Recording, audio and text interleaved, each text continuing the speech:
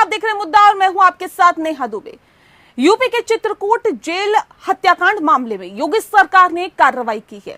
Jail के अंदर गोलीबारी और हत्या के बाद चित्रकूट जेल के जेलर और जेल अधीक्षक को निलंबित कर दिया गया है। साथ ही विभागीय कार्रवाई के भी आदेश दिए गए हैं।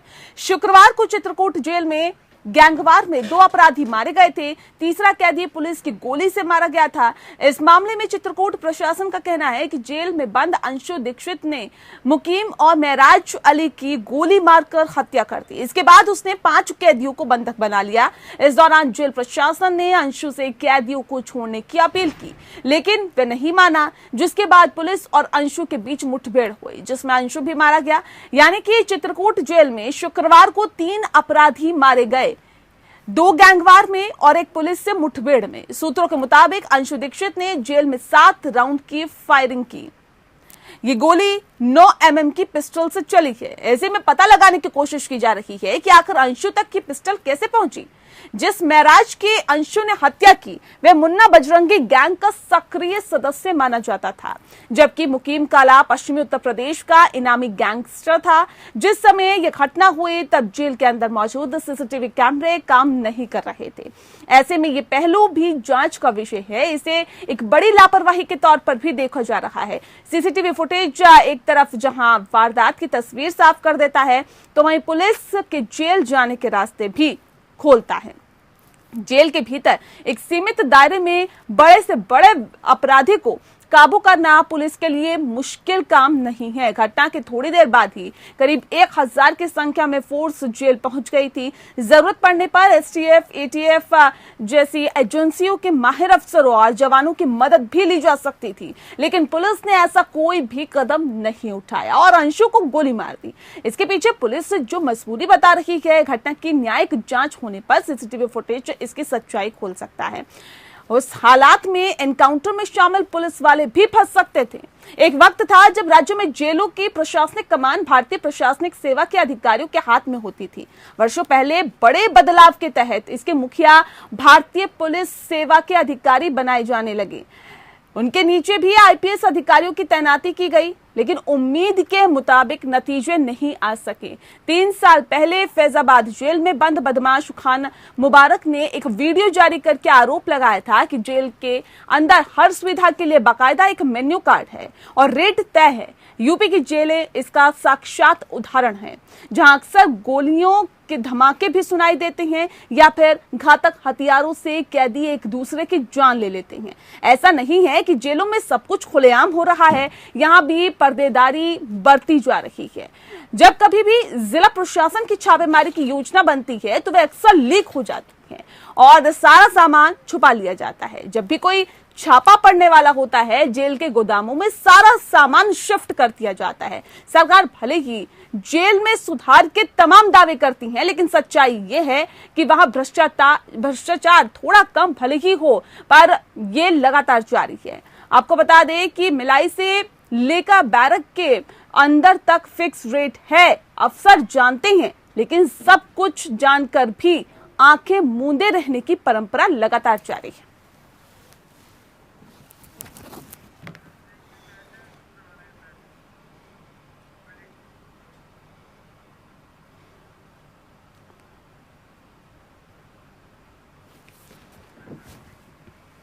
और आज इस विषय पे हम तफसील से चर्चा करेंगे। हमारे साथ खास मेहमान मौजूद है, उनसे आपका परिचय करा देते हैं।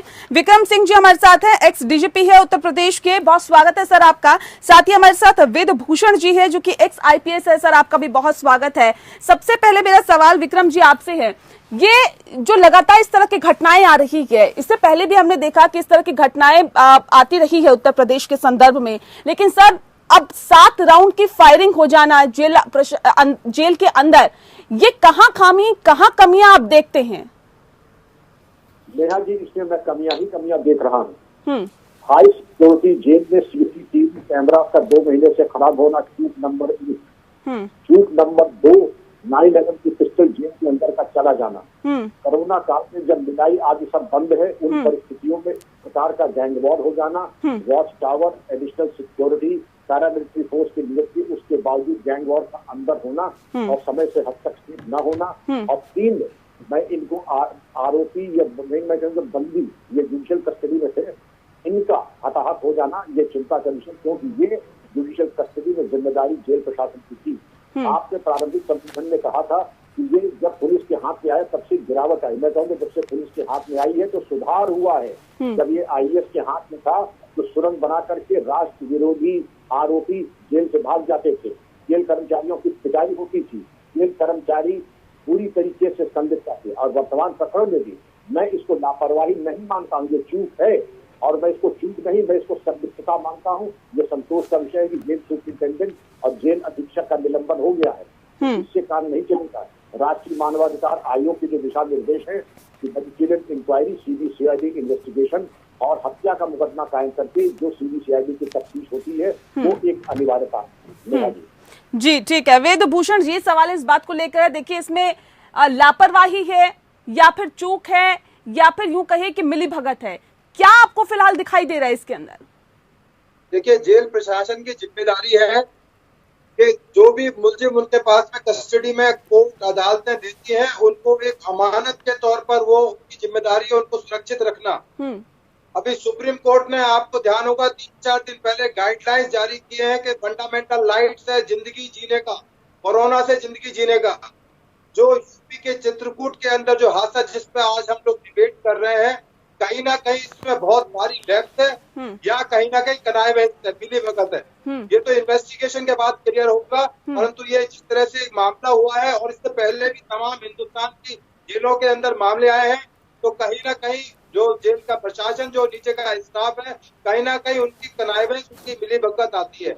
ये जो पिस्टल किस तरह से जेल के अंदर पहुंचा, किस तरह से शूट आउट हुआ, किस तरह से अंशु दीक्षित ने जो बाकी जो कैदी थे उनको हॉस्टेज कर लिया और जिसके रिपरकशन में पुलिस प्रशासन, जो जेल एडमिनिस्ट्रेशन था, उन्होंने गोली चलाई, जिसके की वजह से अंशु दीक्षित की डेथ हो गई और दूसरा दो जो क्रिमिनल थे वो उनकी डेथ हो गई। क्योंकि ये ट्रायल में थे, अभी इन्वेस्टिगेशन या जो भी उनका ट्रायल चल रहा था, तो कोर्ट ही निर्णय करती कि वो किस जुर्म के हकदार हैं। पर जिस तरह से जेल के अंदर एक फैसला आपस में जो गैंग के लोगों ने ले लिया, ये वाकई में एक सवालिया, एक प्रश्न वाचक चिन्ह है। सरकार के लिए जिम्मेदारी है कि वो इस चीज की स्थिति क्लियर करे, क्यों हुआ, कैसे हुआ, और इसका लास्ट में बिल्कुल जवाबदेही यहाँ पर तय होनी चाहिए। लेकिन विक्रम जी, सवाल इस बात को लेकर है सर, क्या ये संभव है कि असलहे, हथियार अंदर चले जाएं जेल के अंदर और जेल प्रशासन को इसकी खबर ना हो? नेहा जी, आपका इकलौता स्टूडियो है जिसने इसको गहराई से इसकी छानबीन कर रही निष्पक्षता के साथ। अगर आप देखें, अंशु दीक्षित कब सुल्तानपुर जेल से चित्रकूट जेल आए, इसके अलावा मिराज और मुकीम काला कब चित्रकूट जेल में आए, और इसके पहले अगर आप जब मुन्ना बजरंगी की जो हत्या हुई थी बागपत जेल में, इस तरीके से सुनील राठी और मुन्ना बजरंगी एक साथ आए, तो क्या इत्तेफाकन है या सहूलियत पहुंचाई गई है? वेद भूषण जी ने बिल्कुल ठीक कहा, जीवन का अधिकार एक मौलिक फंडामेंटल राइट है और इसके बारे में पूरी कार्रवाई पुलिस की, इसको कहते हैं अमानत में खयानत, ये अमानत में रखे गए थे और अगर इनकी हत्या होती है तो ये अमानत में खयानत, क्रिमिनल ब्रीच ऑफ ट्रस्ट तो है ही, बाकी के जब अपराध होंगे सो होंगे। लेकिन जेल की पुलिस जो लापरवाही मैं नहीं कहूंगा, इसमें संदिग्धता, बिना संदिग्धता के, भ्रष्टाचार के, मिली भगत के इस प्रकार के कांड नहीं हो सकते हैं। सीसीटीवी खराब हुए, इत्तेफाकन नहीं हुए, वॉच टावर्स वहां रहते हैं, उन्होंने रिएक्ट नहीं किया, समय से अलार्म नहीं बजे, समय से हस्तक्षेप नहीं हुआ। और हाई सिक्योरिटी प्रिजन है, पुलिस बैकअप रहता ही है, पुलिस बैकअप टाइम से आ जाता है, तो ये जो एक अप्रिय घटना होती है इसको रोकथाम बड़ी आसानी से होती नहीं हुई। बहरहाल मजिस्ट्रेट इन्वेस्टिगेशन में बात आएगी और जो इसमें संदिग्ध पाए जाते हैं। विक्रम जी, सीसीटीवी खराब हो जाना, जाहिर तौर पर अगर सीसीटीवी खराब है, वो भी ऐसी जगह पर जहां पर अपराधी रहते हैं, वहां पर सीसीटीवी खराब होना अपने आप में एक बड़ी चूक है सर। और अगर ऐसे में खराब भी है तो उसकी जानकारी किसको दी गई, और क्या अगर सीसीटीवी सही होता उस वक्त तो क्या इस पूरे ये कहा जा सकता है कि हत्याकांड को सुलझाने में काफी हद तक मदद मिलती? नेहा जी, आपने बहुत ही माकूल सवाल किया है। सीसीटीवी खराब थे या खराब किए गए, और 2 महीने से अगर खराब थे तो जिनका इंस्पेक्शन हफ्ते में 2 बार वरिष्ठ अधिकारियों का होता और प्रतिदिन डे अफसर का होता, तो डेली इंस्पेक्शन में अगर ये सीसीटीवी खराब थे तो 2 महीने खराब नहीं, 24 घंटे के अंदर उनमें सुधार और मरम्मत, रिप्लेसमेंट हो जाना चाहिए था। 8 दिन और 7 दिन अगर नहीं हुए तो मैं ये तो कहूंगा इन्वेस्टिगेशन का ये पॉइंट है, वेदभूषण जी से सहमत हो गए, खराब थे या खराब किए गए। बिल्कुल, खराब थे या खराब किए गए। लेकिन वेदभूषण जी, सवाल इस बात को लेकर है कि जेल के अंदर सर 7 राउंड की फायरिंग हो जाना, ये अपने आप में कितना बड़ा सवाल खड़े करता है कि 9 mm की पिस्टल से गोलियां चलती है, ये जो गोली होती है वो 9 mm की होती है, और ऐसे में जाहिर तौर पे 7 राउंड की फायरिंग होना, ये कितना बड़ा सवाल खड़े करता है जेल प्रशासन पर। नेहा जी, न केवल चित्रकूट में, पूरे हिंदुस्तान की जेलों के अंदर जो प्रशासन के ऊपर सवाल उठते रहे हैं, जो वहां पर फैसिलिटी दी जाती रही है, बड़े बड़े तो फैसिलिटी दी जा रही है, उसमें सीसीटीवी खराब कर देना एक बहुत छोटी सी एक चीज हो सकती है, क्योंकि उसके लिए कहीं ना कहीं कोई ना कोई बेनिफिशियरी होंगे। ये गैंगवार इसलिए होते हैं कहीं ना कहीं बेनिफिट किया जाए, और जेल प्रशासन इतना मूर्ख नहीं है कि सीसीटीवी की खराबी होने की सूचना उनके पास ना हो।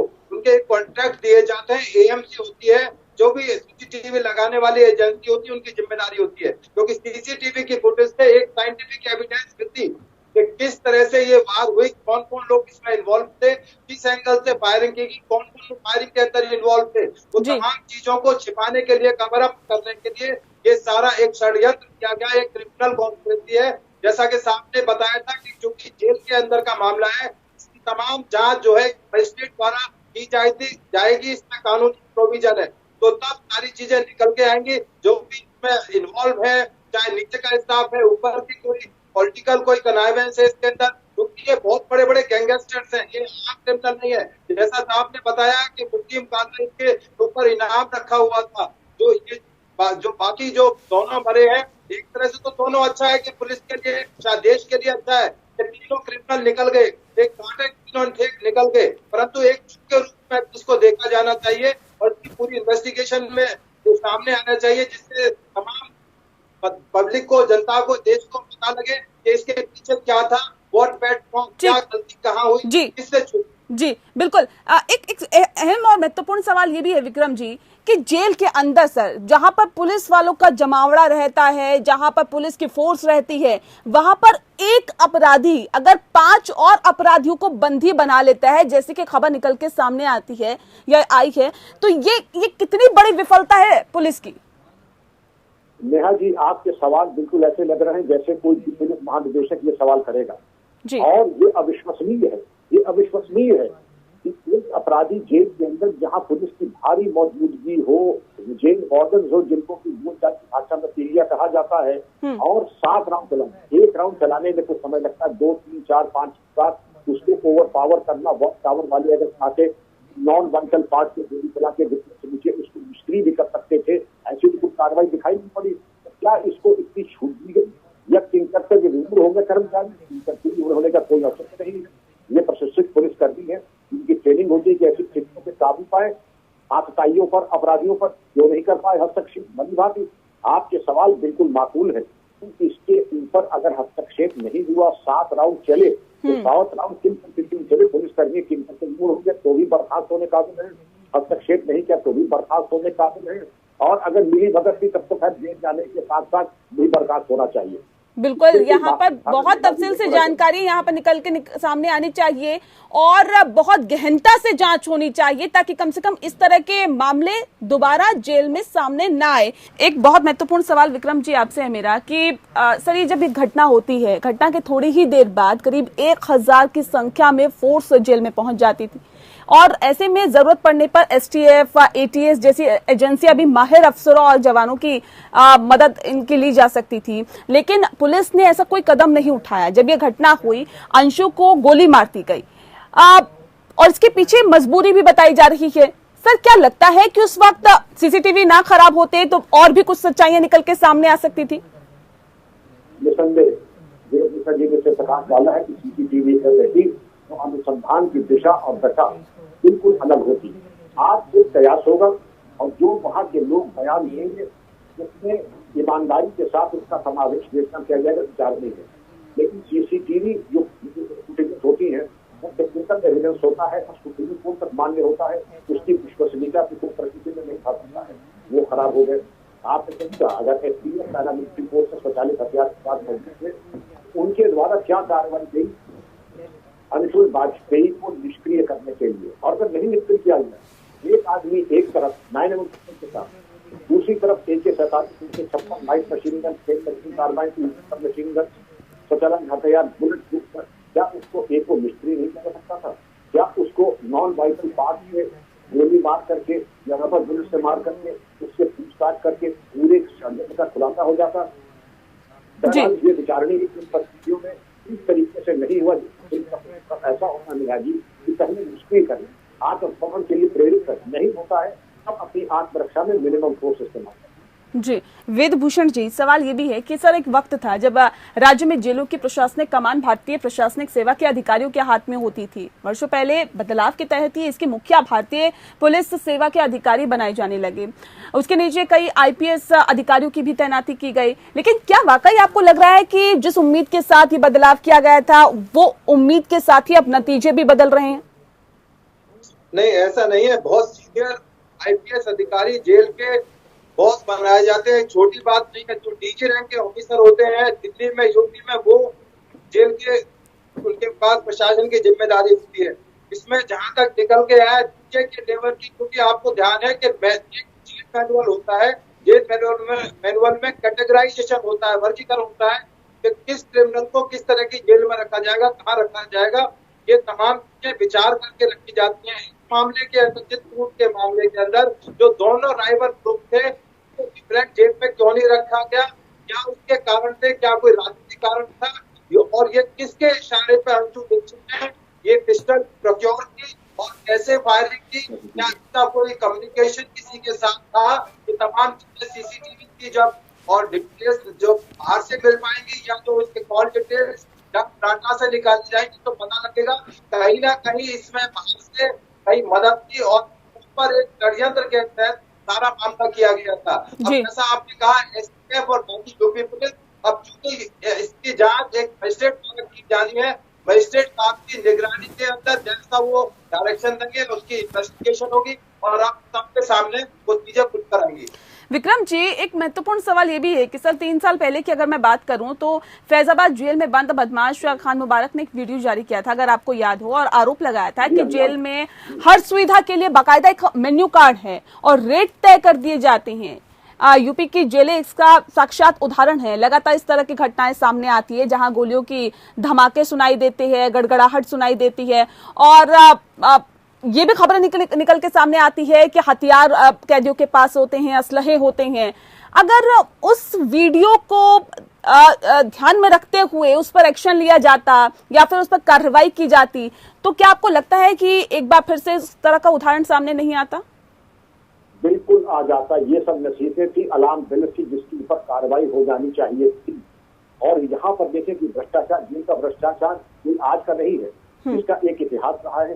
सुविधा देना, स्पेशल खाना देना, आराम की सुविधा पहुंचाना, मादक पदार्थ और शराब पहुंचाना, हथियार पहुंचाना, इसके अतिरिक्त अवांछनीय चीजें जैसे सिम कार्ड, मोबाइल फोन की सुविधा दिलवाना, अवांछित और अनाधिकृत ढिलाई कराना, ये सब चीजें आज पूरे भारत की शिकायत। लेकिन जो आपने कहा कि 3 साल पहले ये मेकअप कॉल थी, अगर हम जग जाते तो आज शायद ये चीज हम अवॉइड नहीं कर सकते थे।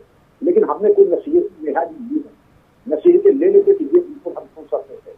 मैं आपको बता दूं, जब मैं DGP था तो हफ्ते में एक दिन बिना पता पूरे प्रदेश के 70 जेलों में एक साथ छापे होते थे, जबरदस्ती जाते थे। और अगर कहीं कोई अवांछनीय वस्तु मिलती थी, मोबाइल फोन, मादक पदार्थ, शराब, तो जेल सुपरिटेंडेंट तो सस्पेंड होता ही था, वहां के जो CEO थे वो भी सस्पेंड होते। तो कालांतर में 2 महीने लगे, 2 महीने में जेल प्रशासन अपने पटरी पर आ गया था। लेकिन सतत प्रयास होने चाहिए, ये नहीं कि आज किया तो 6 महीने शांत हो गए। एक और सवाल मेरा वेद जी आपसे है, क्योंकि सरकार भले ही से तमाम दावे करती हो कि जेल में सुधार हो रहा है, लेकिन सच्चाई है कि वहां भ्रष्टाचार भले ही थोड़ा कम हुआ हो, पर ये लगातार जारी है। मिलाई से लेकर बैरक के अंदर तक फिक्स रेट तय किए जाते हैं। अफसर सब कुछ जानते हैं लेकिन फिर भी आंखें मूंदे रहते हैं। क्या वजह इसके पीछे है? नेहा जी, ये जो जेल प्रशासन है वो एक स्टेट का सब्जेक्ट है। जैसे दिल्ली के अंदर तिहाड़ जेल और जो बाकी जेल है वो आम आदमी पार्टी को सुपरवाइज करती है, उनके मंत्री सुपरवाइज करते हैं। ऐसे ही यूपी और तमाम स्टेट के अंदर वो एक स्टेट सब्जेक्ट है। अब जो राजनीतिक वहां पर जो उनके अपने इंटरेस्ट के लोग होते हैं और जो इस चीज के लिए बहुत मशहूर रहा है। आज ही नहीं, इससे पहले जेल प्रशासन के ऊपर सवाल उठते रहे, जो उनके अपनी आका अपने नजदीक जो जेल के अंदर रहते हैं, किस तरह की फैसिलिटीज उनको एक्सटेंड की जाती है। इवन दिल्ली के तिहाड़ जेल के अंदर उनको 5 स्टार होटल से खाने तक मुहैया कराए जाते हैं, उनके लिए नशे की चीजें मुहैया कराई जाती रही है। ये कोई बिल्कुल छिपा हुआ ऐसा सीक्रेट मैं नहीं बता रहा जो किसी पब्लिक डोमेन में नहीं था। तो ये तमाम चीजें इसके लिए न केवल जेल एडमिनिस्ट्रेशन जिम्मेदार है, इसके लिए सरकारें जिम्मेदार है कि क्यों इस तरह की चीजें जेलों के अंदर करते रहते हैं, होती रहती हैं। बिल्कुल, इसके लिए सरकारें भी जिम्मेदार हैं। सही आपने बात बताई है यहाँ पर। लेकिन विक्रम जी, सवाल इस बात को लेकर है सर, आप भी एक अच्छे पोस्ट पे रहे हैं, डीजीपी रहे हैं सर, आप ये मुझे बहुत बारीकी से बताने की कोशिश करें सर। अफसर चाहते हैं सुधार हो, अफसर चाहते हैं कि व्यवस्थाएं बेहतर हो और इस तरह की चीजें कम से कम दोबारा सामने ना आए, लेकिन फिर भी आंखें मूंदे रहना पड़ता है। क्यों? कहां पर आपको लगता है कि चूक होती है और कहां पर हमें करनी पड़ती है? आपने ये देखा होगा नेहा जी, आप तो नहीं समझती होंगी, लेकिन जेल भूषण जी जानते हैं कि जेल वो स्थान है जहां हमारे बाहुबली नेता अक्सर जाते हैं। तो जेल के स्वस्थ प्रशासन हमारे बाहुबली नेता भी नहीं चाहते हैं और कई नेता नहीं चाहते हैं, और वो चट्टान की तरह खड़े हो जाते हैं कि जेल सुधार लागू न हो। मैंने सिंगापुर की दिल्ली पुलिस को देखा, जहां से मैं किसी कैदी को लेकर के 4 घंटे में व्यवस्था देखने गया था। वहां पर ये देखा कि वहां से अगर आदमी कितनी बार दिन में खाता है, पीता है, इसका भी लेखा जोखा होता है। और उसके जो कपड़े होते वो ऐसे होते थे झीने से, और एक जिसको कहते हैं तजाने बांधने का नाला, वो इतना पतला तो इससे कुछ हाथी ये अपना नुकसान न कर सके। सिंगापुर ऐसा छोटा दिन ऐसी व्यवस्था कर रखा है, आदमी ने क्या खाया क्या नहीं खाया, क्या छोड़ा क्या दवा खाई नहीं खाई, एक एक चीज की आर्टिफिशियल इंटेलिजेंस एनेबल मॉनिटरिंग होती है मेरा जी, वो कर सकता है तो हम भी कर सकते हैं। There is a will there is a way. लेकिन हमारे यहाँ एक बहुत बड़ी एक लॉबी है चाहती जेल सुधार न हो, क्योंकि उनका काफी समय उनका उनके परिवार का जेल की सलाह से दिखता है, क्योंकि वो चाहती कि जो लिंग की व्यवस्था है ऐसी चलती है जिसे जब उनको भी जाना पड़े तो इस तरीके का साम्राज्य जेल के पीछे से और बाहुबलियों का साम्राज्य चलता रहे। नेहा जी बिल्कुल, तो जाहिर तौर पर, लेकिन एक सवाल का जवाब और दे दीजिए विक्रम जी, क्या आपको ये भी लगता है कि ऐसे अफसरों पर सत्ता का भी दबाव रहता है? बेशक दबाव रहता है। बिना दबाव के मैं कहता 2 दबाव होते हैं उनके ऊपर, एक अपना व्यक्तिगत भ्रष्टाचार और दूसरा दबाव। आपने सुना होगा कि कई जेलों में बाहुबली अपना साम्राज्य चलाते हैं। मुख्तार अंसारी एक जेल में थे, आदमी में तो मछली का तालाब था, वहां मछली पालते, बैडमिंटन खेलते थे। वहां की तत्कालीन वरिष्ठ अधिकारी जाके बैडमिंटन खेलते, ऐसा अंधेर मैंने तो कभी सुना, लेकिन यहाँ तक भी दुर्नीति जेल प्रशासन के। लेकिन सर, ये बदलाव कैसे मुमकिन है? अगर हम चाहें कि बदलाव हो तो बदलाव के लिए हमें क्या कुछ करना होगा? कैसे बदलाव होगा जेल में? आप ऐसे शो की इसकी लिंक आप एमएचए को भेजिए, भारत सरकार को भेजिए, उत्तर प्रदेश शासन योगी जी के यहाँ भेजिए। और अब अगर ये सस्पेंड हो गए, मुझे पूरी उम्मीद है कि जन जागरण होना ही चाहिए। सांप को दूध पिलाने का कोई औचित्य नहीं है। समाज ये मांगता है, समाज कुर्बानी मांग रहा है कि जो जेल के अंदर है, जेल के अनुसार जेल मैनुअल से सारी कार्रवाई हो, किसी को कोई विशेष अधिकार नहीं जेल की। जी चलिए, बहुत शुक्रिया आप दोनों मेहमानों का हमारे साथ इस खास चर्चा में शामिल होने के लिए। जाहिर तौर पे बदलाव होना चाहिए, और बदलाव इसलिए भी होना चाहिए क्योंकि सत्ता जब बदलती है तो जाहिर तौर पर हर किसी से उम्मीद रहती है, हर सरकार से ये उम्मीद रहती है कि शायद कुछ बेहतरी के लिए कदम उठाया जाएगा। लेकिन उत्तर प्रदेश की जेलों का हाल बेहाल है, और न सिर्फ अब से बल्कि बरसों से यही देखा जा रहा है, और उम्मीद यही कि आने वाले वक्त में कुछ सुधार होगा। इसी के साथ मुद्दा में इतना ही, मुझे दीजिए इजाजत, नमस्कार।